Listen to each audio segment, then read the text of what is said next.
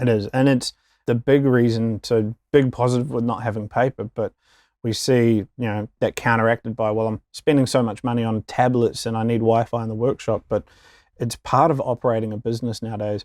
Same as replacing rattle guns from wrenches from days gone by. It's to speed up and make it more efficient because that helps your business grow and maintain your customer. So the efficiency of the tablet, is it better or worse than a folder?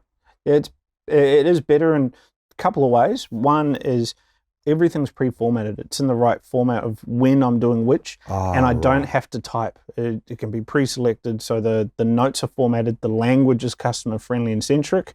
It's not ball joint shot. The ball joint needs to be replaced, and you don't have to go through and reformat that or change that when you're presenting to customer. Because you're reliant on the technician to articulate, and Correct. Some of them won't, to the standard that the service advisor needs to talk to the customer. And we know technician language isn't customer service. Very similar to doctor writing.